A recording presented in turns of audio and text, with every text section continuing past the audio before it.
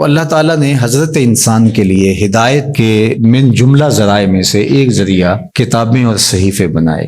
قرآن مجید سب سے آخر میں نازل ہوا، اور جتنی ماضی میں نازل ہونے والی کتابیں اور صحیفے تھے ان میں جو کچھ تھا اس کا خلاصہ قرآن کی شکل میں موجود ہے، اور قیامت تک آنے والے اور ما بعد قیامت معاد کی ساری چیزیں قرآن میں رکھی گئی۔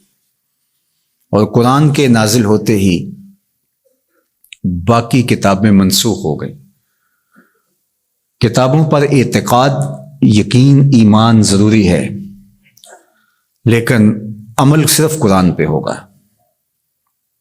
یتیمے کے نا کردہ قرآن درست، کتب خانائی چند ملت بشست۔ ابھی قرآن مکمل نہیں ہوا کہ پچھلی کتابیں منسوخ ہو گئیں۔ قرآن کے پہلے حرف سے ہی پچھلی کتابیں منسوخ ہو گئیں۔ تاروں سے کہو اب کوچ کریں، خورشید منور آتا ہے۔ تو ہمارا پچھلی کتابوں پر ایمان لانا ضروریات دین سے ہے، لیکن عمل قرآن پہ ہوگا۔ اس وقت دنیا کا کوئی بھی مذہب، کسی بھی مذہب کا ماننے والا، وہ اپنے مذہب کی کتاب کو ہاتھ میں پکڑ کے یہ نہیں کہہ سکتا کہ یہ وہی کتاب ہے جو نازل ہوئی۔ وہ بھی کہتے ہیں کہ جناب اس میں ضرور کمی بیشی ہے، کوئی تھوڑی مانتا ہے، کوئی زیادہ مانتا ہے، لیکن آنکھیں بند کر کے قرآن مجید کا نسخہ ہاتھ میں پکڑ کے حضور کا غلام کہہ سکتا ہے یہ وہی کتاب ہے، من و عن، حرف بحرف، بغیر کسی تغیر اور تبدل کے، جو میرے رسول کے سینے پہ نازل ہوئی ہے۔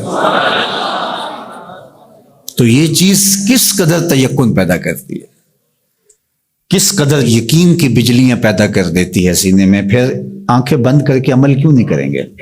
کتاب پر ایمان لانے کا مطلب پوری کتاب پر ایمان لانا، اس کے تقاضوں پر ایمان لانا، اس کے احکام کو ماننا، اور اس کے نواہی سے اجتناب کرنا، یہ تقاضا ہے اس ایمان کا۔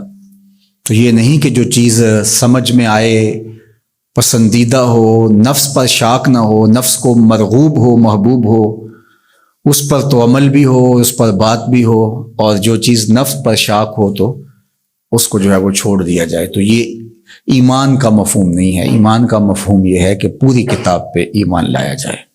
اور جبریل امین حضور کے قلب اطہر پر القاء کیا ہے قرآن کو، حضور کی زبان پہ نہیں اترا، حضور کے دل پہ اترا ہے۔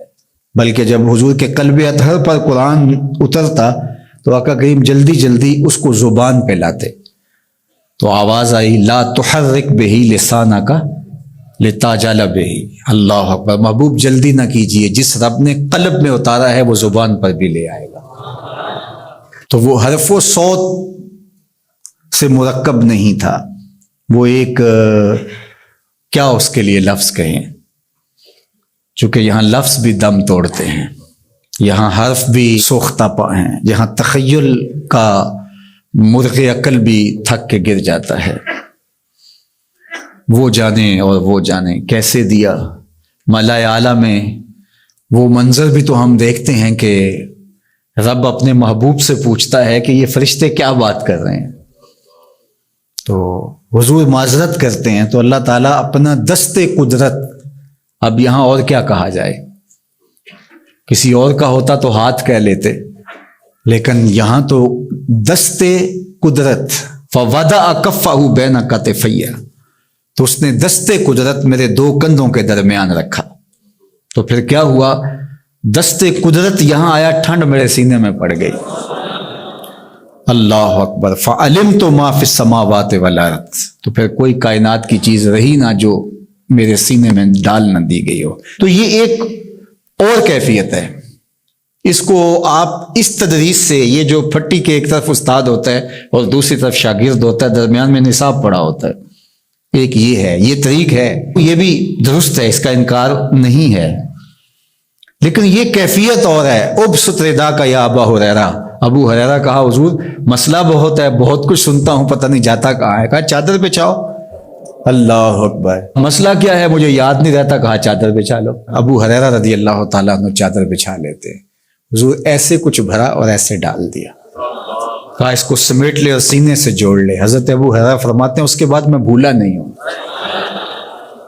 تو وہ کیا ڈالا تھا جو ایسے ڈالا تھا؟ اللہ اکبر، تو یہ ساری چیزیں صوت و آہنگ سے جڑی نہیں ہوتی، کچھ چیزیں نظروں سے بھی پلائی جاتی ہیں، اور وہ صفحہ و کرتاس پہ نہیں لکھی جاتی، وہ لوہے دل پہ لکھی جاتی ہیں۔ اس لیے فرمایا کہ ہم نے آپ کے سینے پہ قرآن نازل کیا، اور اس کی وجہ بھی بیان کی، اس لیے کہ ہم آپ کے سینے کو قرار عطا کریں، تسکین ملے، قرار ملے، مضبوط کریں آپ کے سینے کو۔